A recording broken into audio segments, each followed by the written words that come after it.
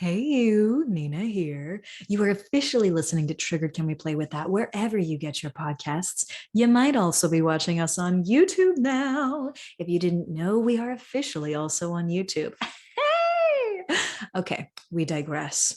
Today's episode, folks, is going to be featuring Bo Bissett. Now, Bo is going to talk to us about trauma patterns. Number one thing, okay? Yes, we get into trauma patterns, behaviors, and thoughts and feelings that keep coming back and keep affecting us. And we're like, why does this keep happening to me? It's because there is a pattern, and you can break that pattern if you want to, friend. You can. It's a real thing. I do it. Bo has done it. And Bo and I are going to be talking with you today on the episode about that. My invitation that I have for you before we continue is, if you are not following me on Instagram at Drama Therapist Nina, to go ahead and do that now.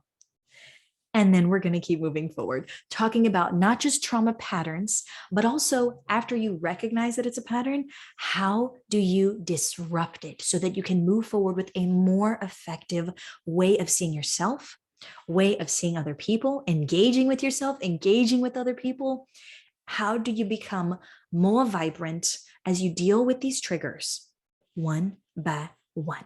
Okay, so we're not going to be dealing with everything that it has to deal with trauma patterns and disrupting trauma patterns, but we are going to be dealing with one facet that has to deal with the triggers around this and how we can basically level up when it comes to saying, you know what, I see that. I see a little pattern and I'm going to change you. Yeah. We're about to control what we can control. So grab you a journal or a good friend to dialogue with what comes up for you in this episode, because for now, as we're about to hear Bo's real story, I'm curious. Are you ready to play? Welcome to Triggered. Can we play with that? You know that moment when your emotions ramp up in an instant, leaving you feeling helpless, frozen, or out of control? In that moment, you've been emotionally hijacked, the very definition of triggered. And I want to ask you, can we play with that? I'm Nina L. Garcia, drama therapist and empowerment coach of Houston Creative Arts Therapy. Join me as we discover ways to empower you and the people who mean the most to you to transform hard conversations into teachable moments. Triggered. Real playful. Real respectful. Real empowered. Let's take a breath.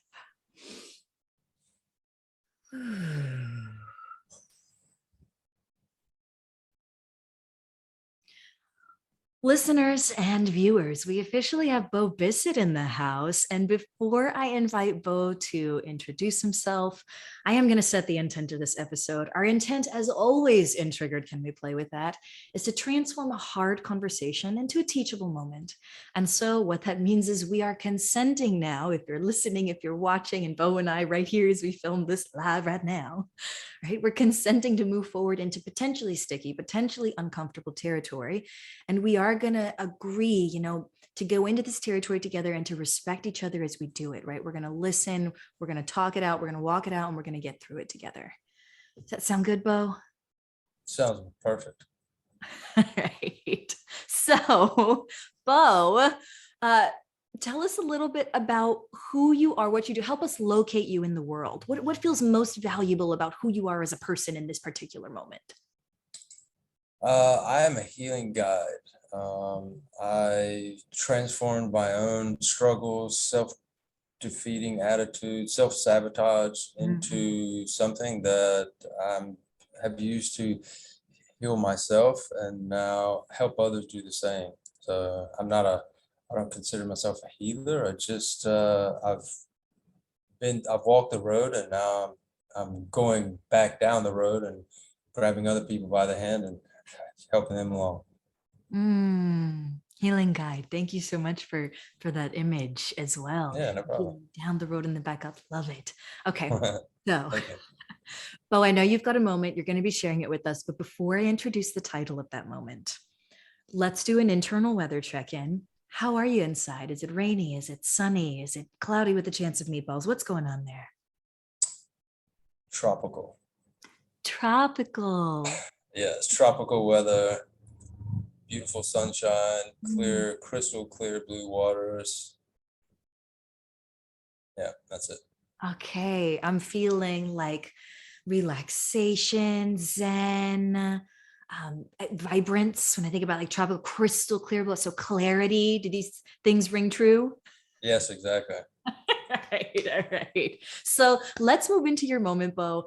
The title of your moment was The Wanderer, right? The Wanderer, which is such a powerful title. And your intent in sharing this moment was to let other people know that traumatic moments can be released, that it is a choice, right? That we can choose healing when it comes to this. So I'm going to stop talking and I want you to I just want to invite you to share your story. What is the story of the Wanderer?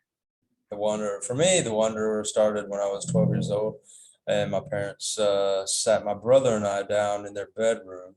They sat us down on the bed, and my dad was kind of pacing around the room. My mom sat down beside us, and they told us that they were getting divorced. And as soon as I heard that, like I grew up in a small town in North Carolina, and my parents, that was the first that I didn't know any other parents or any other friends who had had their parents divorced, and that just hit me like a brick wall. And I jumped up and ran out of the house, out of the neighborhood, and I was gone until dinner time, and then I came back when I was hungry. And basically, that was a pattern that I created. I stamped into my psyche and repeated over and over and over again until just a few years ago, actually. Yeah. And when you say pattern, you're talking about that something intensely, right, traumatic happens, and then you leave, you jet. Yeah, exactly.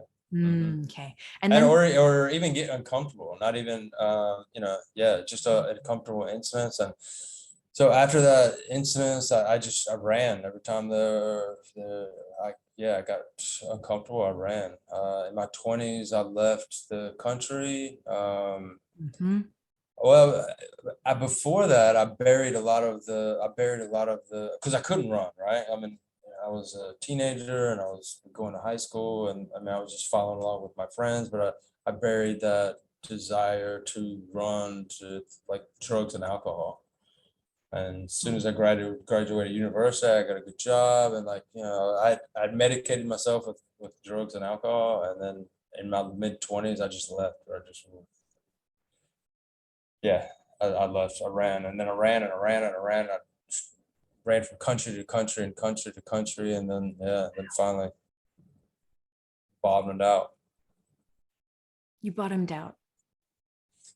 Yeah, I was in Vietnam, and I had bankrupted myself once again, physically, emotionally, financially, relationship wise, job wise. And I called my brother, and I was like, man, I don't know what's going on. And he said, hey, come home. So I did, and at that point, I was staying with my aunt and uncle, and uh, my body started breaking down physically from all the alcohol that I poisoned myself with. And then my aunt got cancer. She got breast cancer, and at that time, it was like that was boom. That was like, all right, man, you've got to get it together. So that's when I started looking. That's when you started. What was that last bit? That's when I started looking. That's when I started my search to get better, to heal, to pick myself up and finally move forward. Wow. Thank you so much for sharing that, Bo. Yeah, no problem. Thank you for Even giving me the space to do so. No, absolutely. The clarity with which you have of how far back this pattern goes, where it started, the running and getting to the next thing. And part of what we're talking about is fear responses, right? When we think about fear responses as fight, flight, freeze, and for those who don't know, fawn, right? Fawning is like attaching in a very particular way. And what we have here is flight, right? And flight looks like so many different things, but what you're describing, and I think listeners and viewers, when we think about flight, a lot of us think about in the moment, literally jetting, right? Like when your parents landed that on you and you physically escaped from the space, right? And I think some of us miss that flight is us avoiding the thing, right? It's us getting away from it. And it doesn't just show up physically like that. We fly away mentally and emotionally when we get into drugs, when we get into alcohol, right? Even sex addiction, whatever the case is, right? Whatever is helping us avoid those uncomfortable feelings, the trauma, the drama of that moment, that's flight.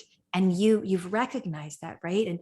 And if you're out there, listeners and viewers, if you're out there and this is something that you notice a pattern in your life of jetting away from something and heading to drugs, alcohol, sex, whatever the case is, there may be a pattern of flight here that can be disrupted, right? Just as Bo is going to share a little bit more about in a bit, it absolutely can be disrupted. The other way that you described, Bo, of flight is physically also like flying from country to country. I don't know how many clients have walked into my office and said how many times they have flown from one job to the next, from one relationship to the next, from one state to the next. And I think I can say honestly, the most extensive I've heard is what you just expressed, of that country to country. But emotional hijacking is so intense. And it really, when our emotions hijack us, when we're triggered, it's like, let's go, like, let's friggin' go. We've got to get out of here. It's for our safety. And yet, right, it's thinking short term, not long term. Exactly. How did you disrupt a pattern that we're talking, I mean, what, decades? Decades? Yeah, decades. That's incredible. I mean, how does one disrupt such a thing, right? I know some ways that I would do that, right? In session, of course, but how? Right. The way that I finally did it was through muscle testing, which is part of the system that I've developed, which is called Harmony. We use muscle testing to get in touch with the established communication with our own body. Then we use a meridian chart to tag the emotions that we're looking for. Then we use a pranayamic breath called the Yamo breath. And finally, we use a little bit of neuro-linguistic programming at the end to grease the wheels of intention and send the individual further down their path of where they want to go. And for me, like, the muscle testing was so important, because it was the first time that it took me weeks before I could actually muscle test and actually trust the results. At first, when I first started doing it, I was like, man, this is BS. I think you'll have to tell us, what is muscle testing? Like, how would you just define that? There's several different ways to do it. There's one where, like, you have an individual, you have two people doing it. And like, I learned that like when I was, I don't know, like in my 20s, like at a what do you call it, Chamber of Commerce meeting or something like that. Somebody demonstrated it. It's one person stands with their arm extended, who's the test subject, and then the tester stands behind the person and puts pressure on the arm, and the arm to a true statement stays extended, and then to a false statement, the arm will drop. And when I learned how to do self muscle testing, that was, like, for me, like I said, that was a game changer, because I've always enjoyed working on myself, and that's what I knew that I needed to do. I was like, the things that I have going on, nobody else can help me with. I have to help myself with. Yes. Exactly, right? Like, just frame that moment like nobody else, you have to do it yourself. Exactly. Nobody yeah, can and that gave me so much power. So yeah, the muscle testing, the self muscle testing, the way I do it is I use with my control hand is my left hand. I'm right-handed, so I make a ring with my index and my thumb, and then with my testing hand, I use my pinky finger and my thumb, and I make a ring with the two of them. All right, and so yes, they stay linked, and no, they pop apart. And it's not something you go like, you're not trying to yank it apart. It's just listening. But anyway, so finding, and listening, right? So that's the first part. The first part of the whole process is like trusting yourself and trusting that answer that you're getting. Yep, exactly. Oh, gosh. And once that establish that trust, then you come to communication. And once there's a line of communication between you and your body, you and your subconscious, like boom, you can ask any question you want, get any answer you want. You can find, the gold that you're looking for. And for me, it was just really just took me places that I'd hid myself from for, like you said, decades, right?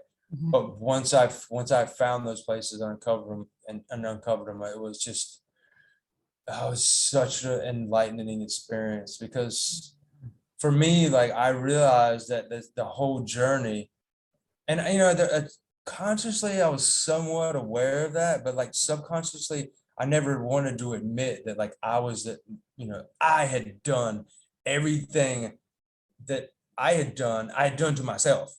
The Mm. drinking I had done to myself, the running away I had done to myself. Did it You sound know, like a choice? yeah, so I took complete ownership of that. And when that happened, when that light bulb moment happened, it was like, oh my God. And I just cried and cried and cried and cried and cried. Um, And yeah. your honesty and in sharing this and expressing this is so, what is the word? It's like beyond valuable. Um, beyond valuable, because there's so many different pieces that I want to touch on, and I'm like, which one is the most in the time that we have, Nina? Which one do you want to really share? Yeah. But some of what you talked about, especially the listening piece, that listening in, Mhm. that is such a critical piece, to learn to listen to what your body is telling you, as opposed to what maybe your thoughts are telling you should do, right? The shoulds. I always tell people, like, if you start hearing I should feel a certain way, should think, it's like, it's a flag it. There's something deeper there. Listen in what's at the core. And Exactly. when something traumatic happens, it shifts shakes our internal experience so much that it becomes difficult to even trust what we hear, right? We second guess ourselves. We wonder, is this real? Is this really what I want, right? And it's a question of what is real in our world. For a lot of people with trauma, this is the struggle, is having to learn how to trust themselves again, right? Having to learn how to trust other people again, in some cases as well, depending on the type of trauma, right? But most importantly, how do I trust myself again, right? Exactly. It's and especially, gosh, the challenge of that, right? If somebody else does something to us, it's one thing to learn, how do I trust myself again, right? But if we make those choices over and over again that were not in our best interest, and we did it over and over again, the courage that it takes, and that's a very particular word I want to use, the courage that it takes to own the truth that was something that we did, right? Maybe it wasn't what we wanted, not what we intended. Certainly we didn't want the impact, right? It's not what we would have chosen in our healthiest state.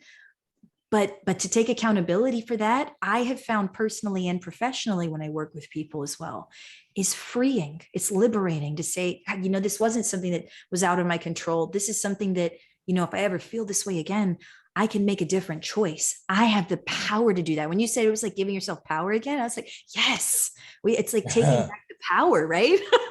Right.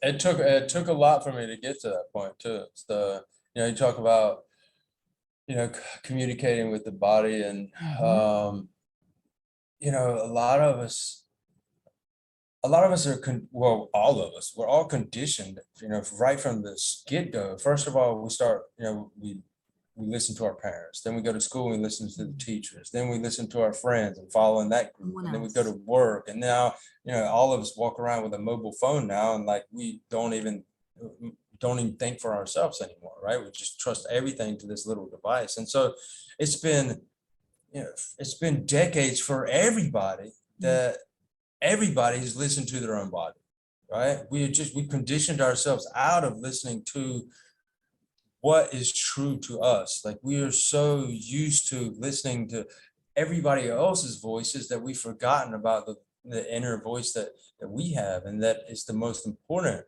voice, and the guiding compass for where we should be. And once I stripped away all of that programming, it was yeah, that voice just started getting louder and louder and louder. And then I was like, oh, wow, there you are. You've cultivated intuition, right? This is at least the word, one of the words that I would use to describe that inner voice, that inner guidance, that compass, is this like Exactly. intuitive self that really Exactly. knows what's actually best for you in the moment, right? That it Hmm. is actually thinking of your best interest and the people who are in your life, right? Hmm. And I mean, what I'm hearing is you've cultivated that intuitive self, right? Oh, It is exactly. possible. Yes, it is possible. I think another big piece that I want to reflect back that I think is so valuable for people listening and watching is how disconnected we are from our bodies. And we get up in our head, and it is so easy to lie to ourselves. It's so easy to believe a lie, believe that we should be something that we're not, and then the shame that comes from that, and all the shame that will, Uh, and then we won't deal with that, and it's just a vicious cycle, right? This vicious cycle of not having the self really at the center. It's having other narratives at the center, other people's stories, that conditioning, that the narratives that we're taught. It's having all of that at the center, and the magic of what can happen, right? And folks, it's not really magic. You really can't do this systematically, right? exactly. uh, but it feels like the magic, the freedom of what can happen when you tap into that intuitive self and learn to settle into your body, to really settle into the body and hear what it is telling you. I like to say sometimes to my clients, like, the body doesn't lie, we just misinterpret. Exactly. Exactly right. Exactly right. So, so I think that what you're sharing is so valuable. Last little bit, I think that I want to reflect back is when we think about the body again, and Hmm. we're not taught to listen. So how valuable it is, to reach out to Bo. If this is something that feels valuable, right? Is if you're like, Nina, I'm really disconnected from my body, I'm going to say, hey, did you listen to that podcast with Bo that I did? Right. This is a great thing if this is the case, right? To get back in touch with the body. And also, I think about different ways that people learn, how some people are auditory and some people are visual and some people are tactile kinesthetic, right? If you don't know what that is, head to Google, y'all. But the different ways that we learn, and how critically important for someone, I'll even use myself as an example, like myself, who is tactile kinesthetic, to have ways to listen into my body, how critically important it is to have that as a skill. Now, I'm going to say across the board, everyone needs this skill, but especially if you are tactile kinesthetic and you are struggling to get to know your emotions, Hmm. get in on this, y'all. Get in on this. There are ways out there for you to learn how to listen in and challenge the emotional hijacking that happens when we're triggered. And we're all going to be triggered at some point. Exactly. The So, other thing that you mhm. mentioned earlier, about trauma, it's like, you know, most people forget that, like, well, I think, like, the way trauma has been portrayed is that, it takes like this huge, like, it's got to come from PTSD, from war, or from a car accident, or, but like trauma can come from your mom, looking at you wrong, when you were trying to pick up a piece of candy Relational trauma. off of the rack at the supermarket, right? I mean, it's so, or not even from a look. It could come from like an energy that you're feeling in a situation. Like, it's just, Absolutely. and yeah, I mean, the trauma it comes in big and small, and like, so yeah. Absolutely. Since you brought it up, I'm going to expand on this. I love the Yeah, please do. psychoeducation moment. So this is so critically important for you all listening out there. When we think of trauma, I think it is just what Bo said. The popular definition is like, you've got to have gone through war or experienced something really intense like rape, right? That those are the things that lead to PTSD. And in fact, people can go to war and can experience rape and not have PTSD. You can also have someone like what we just described, right? A mother yelling at you over grabbing a piece of candy when you shouldn't have. And this can be the seed of something traumatic with relational trauma. There is identity trauma that comes from invalidating someone's identity. And we see this a lot with race, with religion, with ethnicity, age, any kind of prejudice around an identity. Trauma can develop around identity and validation. That is a real thing that happens.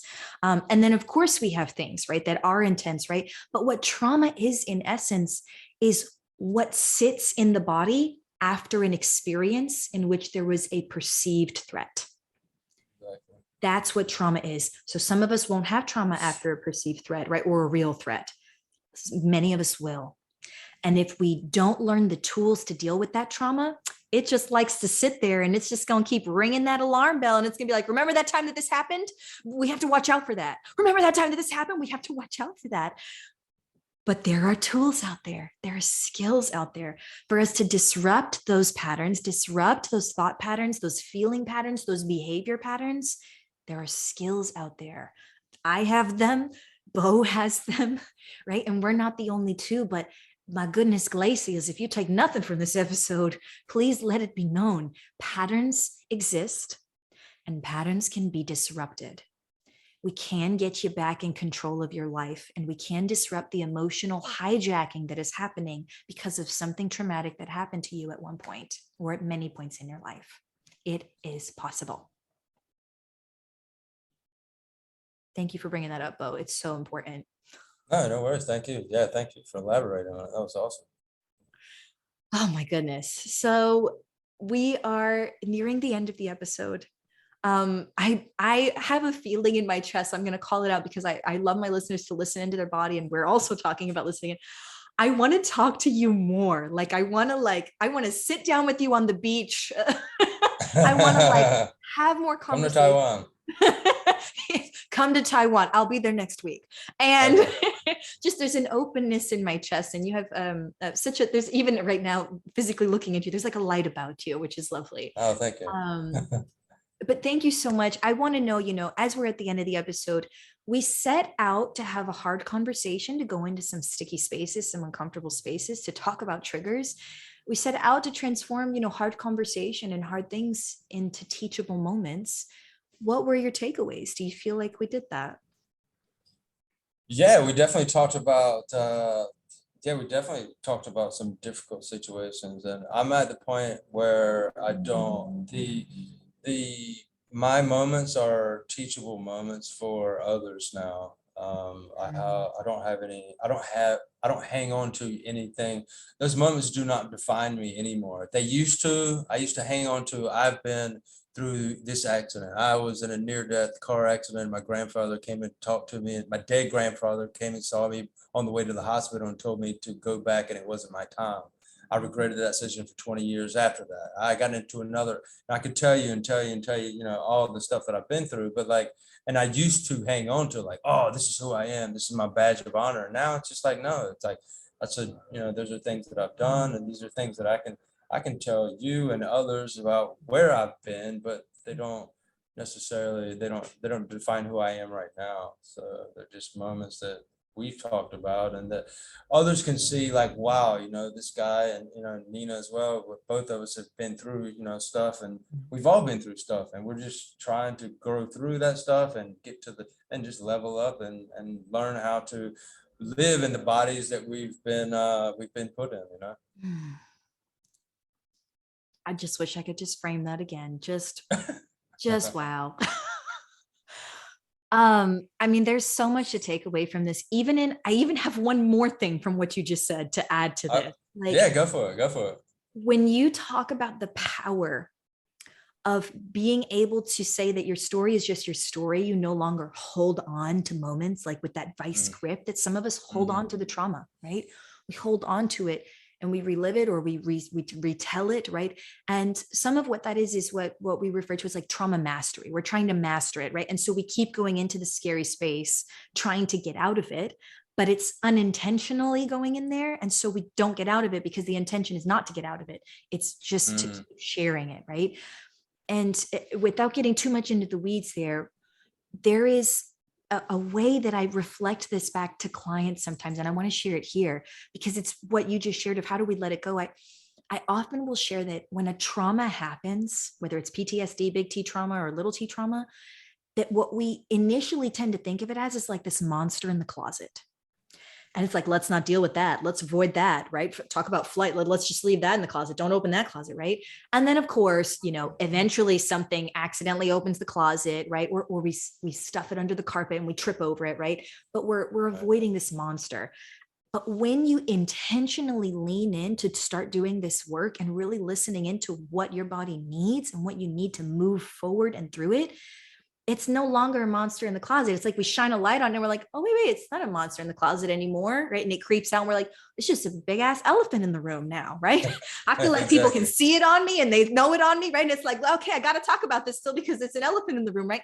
But then the more we shine the light on the elephant, we're like, oh, wait, it's not an elephant anymore. It's just like a to-do list on the table. I know I could tell you what it is, all the things that I'm working on, but it doesn't disrupt my life anymore. I don't feel like people can see it on me, right? It's like this to-do list on the table. And then the last place when I'm like, man, you know that you've done incredible work, right? Beyond all of this is you shine the light on that to-do list so much that it's not there anymore. It's just like the air you breathe. It's just something that happens. It happened, right? And we don't need to dwell on it. We don't need to think about breathing the same way. We don't need to think about the trauma that happened. We can talk about it. We know that it happened, but it does not define us as a being anymore. Exactly. Thank you for sharing that. Incredibly Yeah. valuable. So, without trying to keep you on longer, even though my soul is feeling it, I want to just check in with you one more time. Your internal weather, what's it like now? Tropical on the beach, but now I have a pina colada. Hey, I love it. Refreshing. So, Bo, this has been so lovely. This is early morning for me. I know it's late night for you, but what a way to start my day. I hope that this has been helpful to end your day with. But where can people find you? The best place is the website. So it's amoneclear.com. That's it. That's the best Okay. place. amoneclear.com. And I will put that in the show notes, y'all, so you don't have to rewind and hit that back up. Thank you, Bo. I'm incredibly grateful for your sharing of energy today. Thank you so much. Thank you so much, Nina. I appreciate it. Otherwise, everyone else, that is what we planned for today, folks. So thank you for taking a minute to explore your triggers as a human being. And if this episode has been helpful and you have benefited from it, my invitation is for you to take this episode of Triggered Can We Play With That and to share it with someone else who you know it is going to help, okay? That's what helps new people find us, when you share because it genuinely benefited you. So thank you all for listening. Thank you for watching. And otherwise, stay curious.